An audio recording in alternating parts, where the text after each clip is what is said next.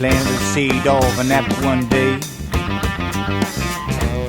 Now got a picnic to cover my head. Planted a truce on a slab of stone.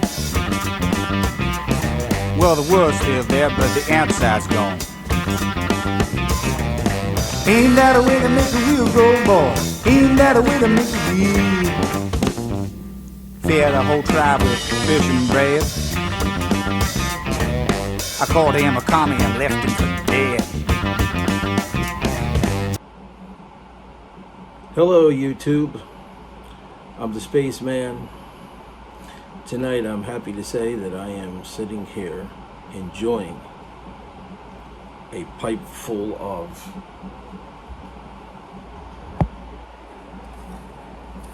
one of my favorite blends, Burley Flake #1.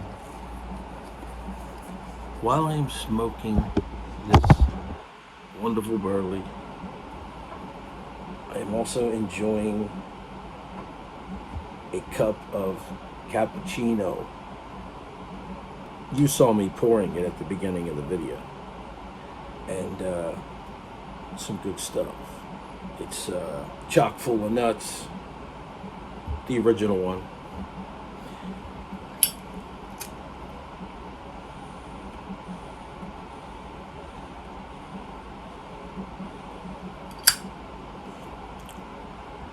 So this is just a pipe coffee and chat,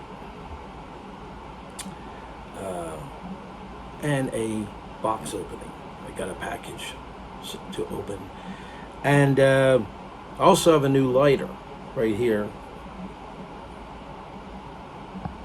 You can't see it that way.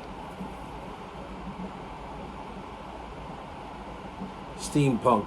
This is my Steampunk Aeronaut Zippo lighter.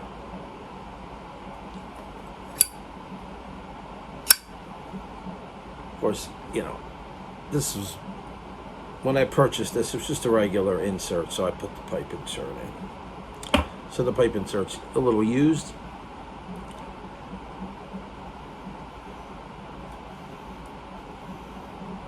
So this is actually the first time having a cappuccino with a pipe full of Burley.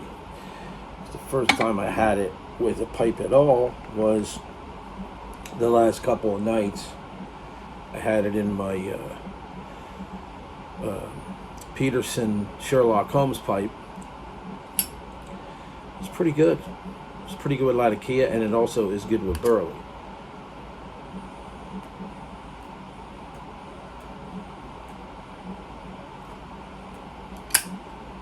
As I'm finding that out now.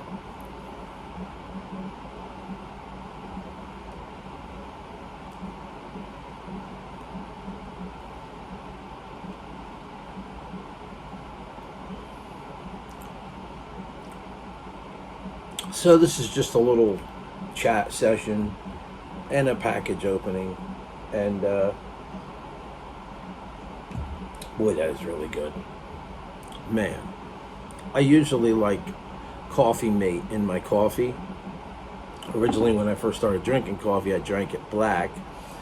Then I went to regular milk and intervals. I'd go back and forth between black and milk And then I went to Coffee Mate, which I probably like the best, but now I got half and half going in there. I've tried cream in there before, heavy cream. I've actually tried cappuccino before, but never with my pipe. So this is it's pretty good pairing, I must say.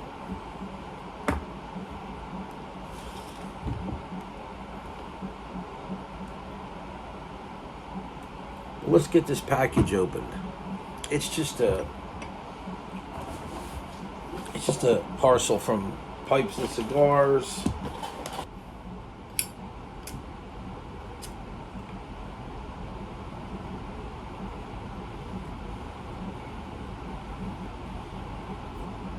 So here we are with another package opening and more tobacco.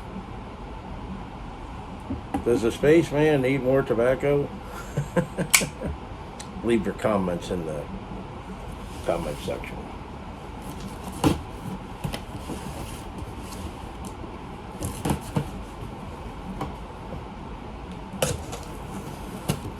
Trust me, don't worry, it's not much tobacco. But I might be actually ordering a couple more tins tonight. So much for that, right? Well, of course I have the usual pipe cleaners, but this time it is the fluffy ones. The fluffy pipe cleaners.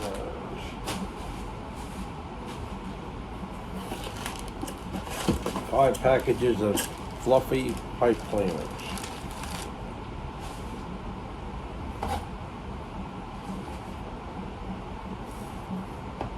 First we're going to look at the usual tobacco that you probably could predict I would order. Order 2 more tins of this, and I might be ordering a couple more tonight, since this is one of my all-time favorite blends, this Red Virginia, and I know it's limited. So would rather like to get as much as I can of that and sell it up, because I've been going through it pretty well. Ready? Got one more. Now this is a new one. This is Seattle Pipe Club Virginia Jazz Signature Series. Boy, this ought to be good, huh? This is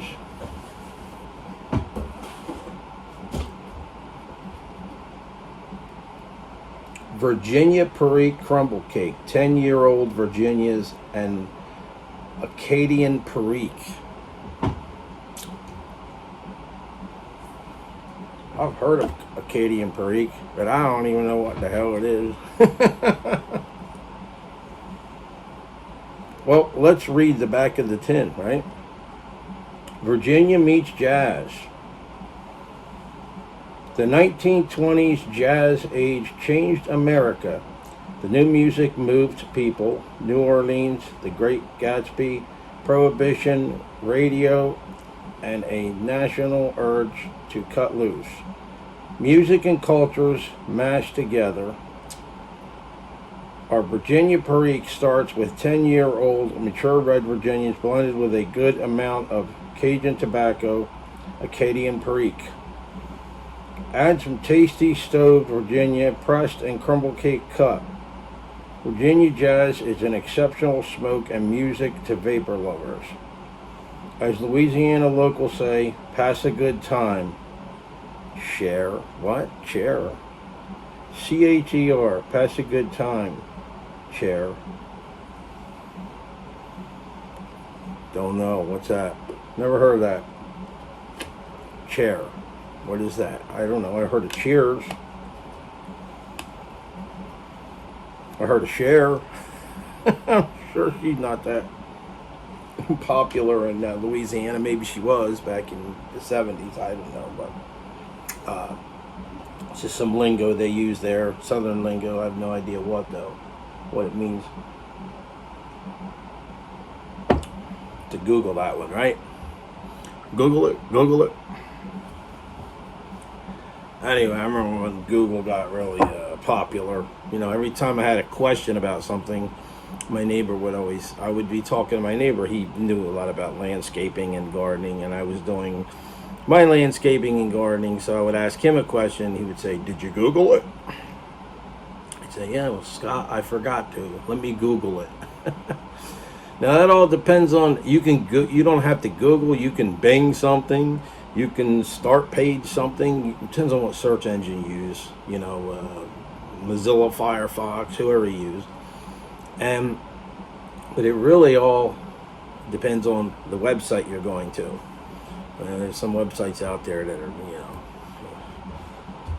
a little on the fictional side and a little on the, let's stretch it out about 10 miles side, and kind of, there's a word for them websites, but I'd rather not say that on YouTube because I might get a violation. Anyway.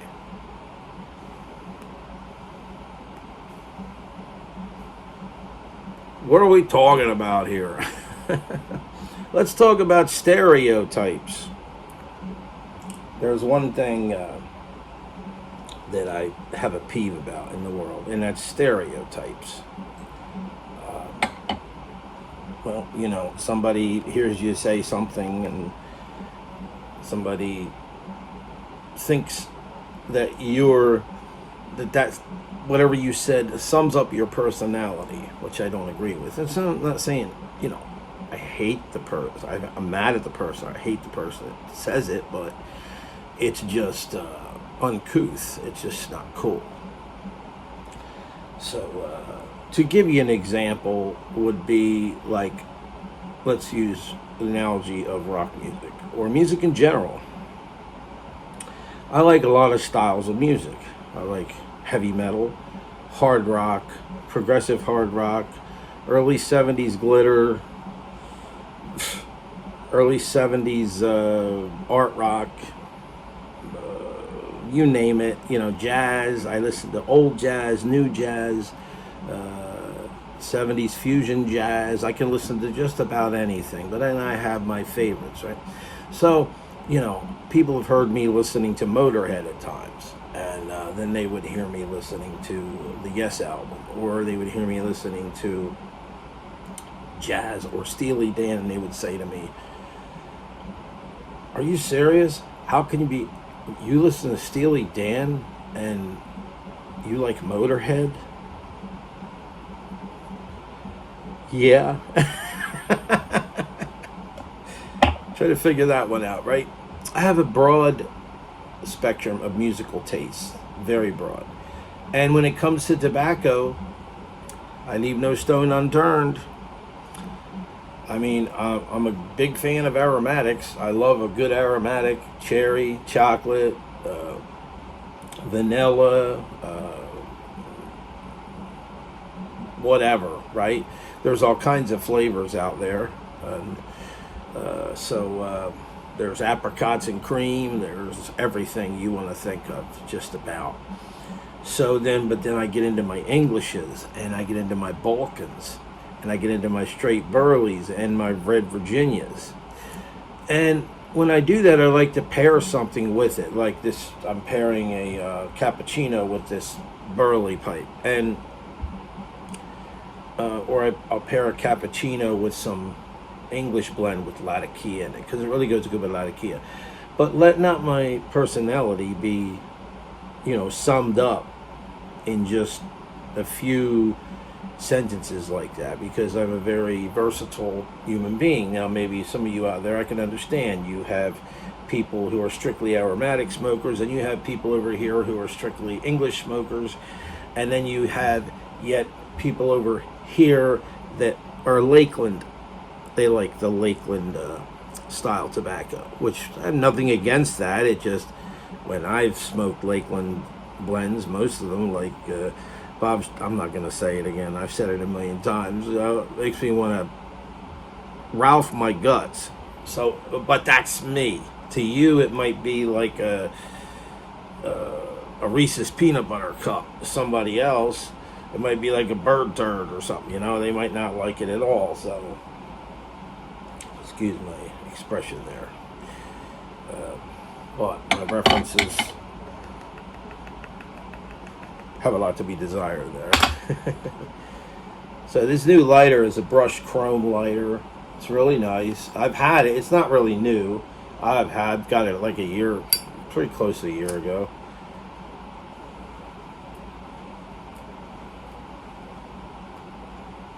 Also, getting into the whole rock music thing, I'm a collector, so I have a lot of music. There's a lot of bands I think are really overrated. I mean, really overrated. And I don't want to ruffle any feathers out there, I don't ruffle no tail feathers, but I really think Led Zeppelin is way overrated. I really think that, in my mind, yeah, they had some good ideas, and they had some, Jimmy Page wrote some good acoustical solos or acoustical songs, intros, whatever. I think they were kind of overrated a whole lot. I actually prefer Deep Purple over Led Zeppelin.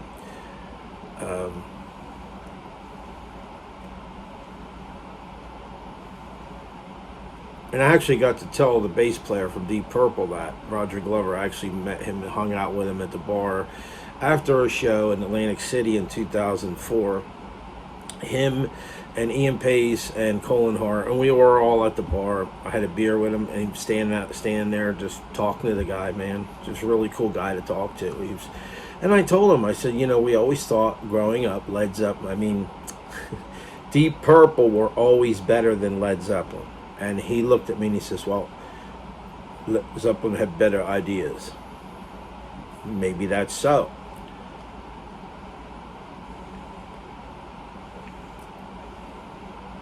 But there's nothing like a good Deep Purple album or killer song by them to just clear the stench out of the heavy metal noise in the air.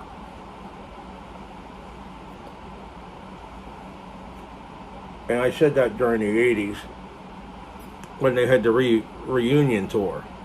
When they got back together, they stayed back together. It wasn't just a reunion tour. I said that because there were a lot of heavy metal bands out in the 80s that, pardon my French, but they were just really lame. Noise. Just junk, but that's just my opinion. Look, I'm not gonna really name any names here, because if you want to see any of that stuff, you have to go way back in my archives and my videos. I'm talking about the 2009, 2010. We were doing that back then. I mean, look, I don't knock what people listen to. You want to listen to those bands, but people do get tired of hearing the same usual suspects mentioned over and over, like Led Zeppelin, CCR, the Eagles, which is nothing wrong with Hotel California. There's nothing wrong with Hotel California. There's nothing wrong with those songs. But we have heard an awful lot of them being overplayed. Just as, and this might ruffle some feathers too, but I would, Dark Side of the Moon, way overplayed for many years. I just got so sick of hearing it, and The Wall. But I was a kid when Dark Side of the Moon came out. I was 8 years old, or 7 or 8, something like that. My brother brought the album home. I watched him open it. It had just come out. There were stickers in it. He took the stickers out. He gave them to me. I stuck them on my, I had one of those little, I can never remember the name of those bikes, with the banana seat and the big tire in the back and the handlebars that came up way up, like the chopper handlebars. And can't remember what they called those bikes, but they were in style at that time, so I stuck the stickers all on my bike, and I heard the album, and I was like, we were just sitting there trying to figure out, what the heck is that supposed to be? The sound they were making, and weird synthesizer sounds and just strange stuff, and it was putting visuals in my head. I was 8 years old, and yeah, it's an interesting album. It's good, but it was way overplayed and it just became. It may not have been originally released to be a commercial album, but it became a commercial album. And same when Dark.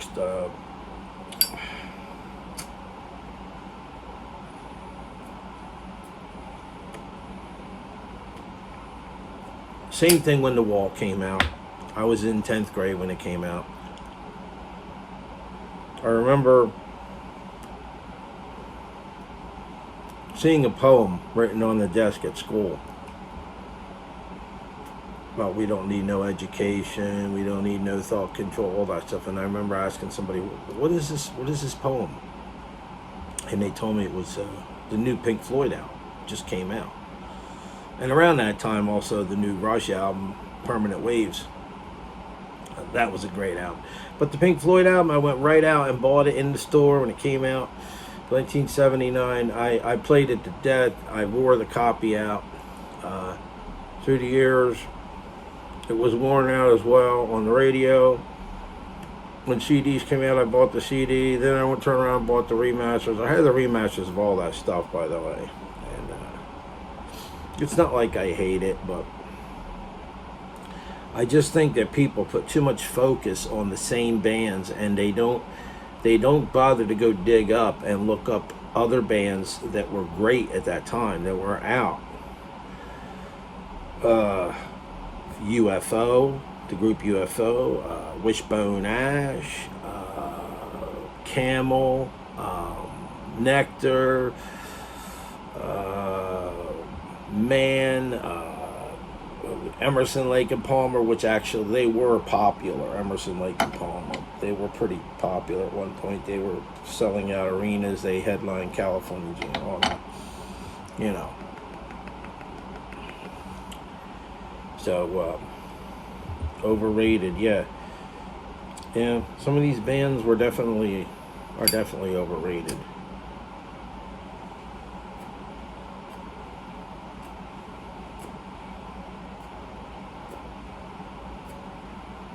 But it's okay, because at the end of the day, if that's what you like, that's great, man. Get into it.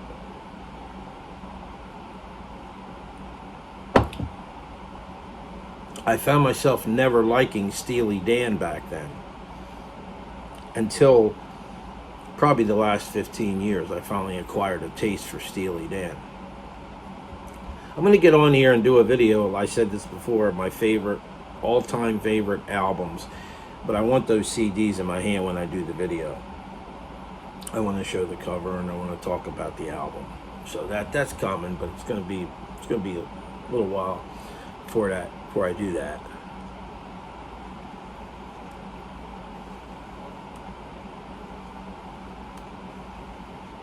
So you have to be careful what I call pigeonholing somebody.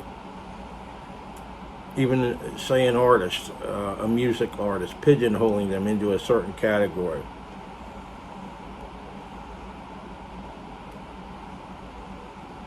Another great band, never given the credit they deserve, Blue Oyster Cult. It's always The Reaper or Burning for You, which are good songs, but they did so many other albums that were great. Secret Treaties was a great album, 1974. Even the first three albums were really good. The Secret Treaties was like the best of those first three.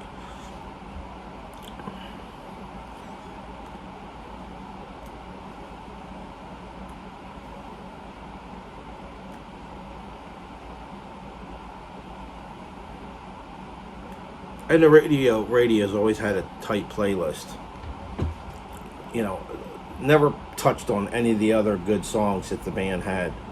They just played the same songs over and over and over again. So, just one of my little peeves. If you want to know about somebody, ask them.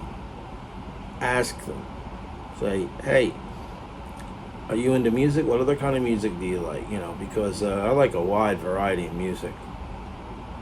I find myself listening to bands now that I never thought I would ever even listen to it.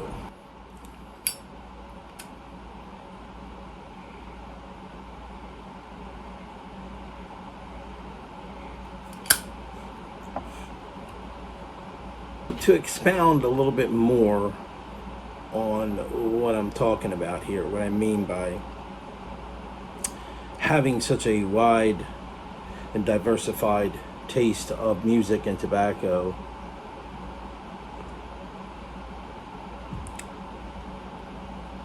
well, here it goes. I listen to different music for different reasons.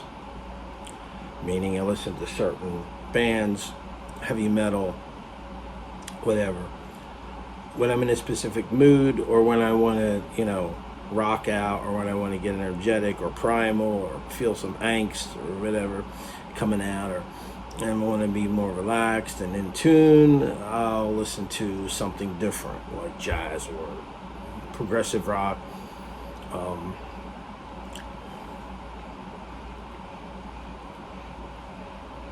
So I like different music as well as tobacco for different reasons, and it's kind of like it's kind of a mood thing a lot of times. There are bands I'll listen to just where I have to be in a certain mood to listen to their music.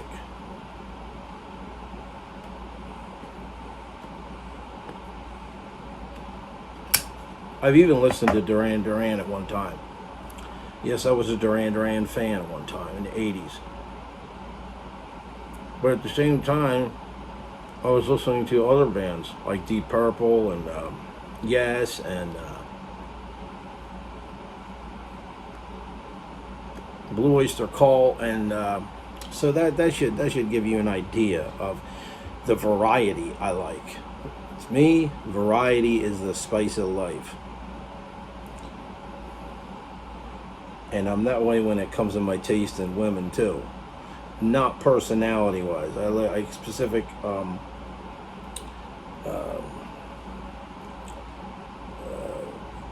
values and morals and things like that when it comes to women. But looks-wise, yes, I can have a wide variety of tastes. Like, I don't specifically say, oh, I like all blondes or I like all brunettes. But there could be certain women that are blonde that look a certain way that I might like. Or there could be a certain woman that's a brunette and I like just like the way she looks. A lot of people get confused. And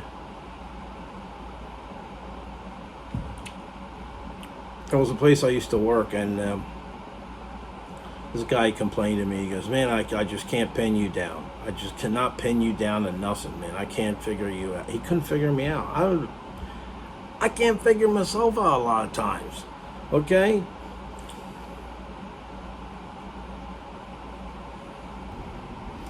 So I'm going to jet out of here, and I'm going to relax and enjoy my coffee, and I'm going to put in another little tobacco order. Not a big one, I promise. Just a couple tins. I heard Pipes and Cigars having a 20% off sale, so.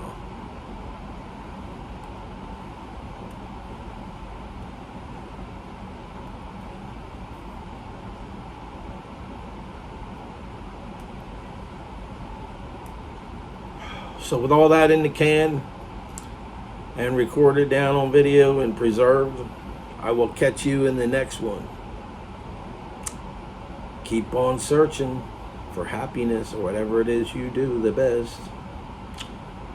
Take her light. Ain't that a way to make a wheel go, boy? Ain't that a way to make a wheel? Bought a little island for 24 bucks. It's worth its weight now in garbage trucks. Planted a mushroom at 45. Now can't you see no balls alive? Ain't that a way to make a wheel go, boy? Ain't that a way to make a wheel?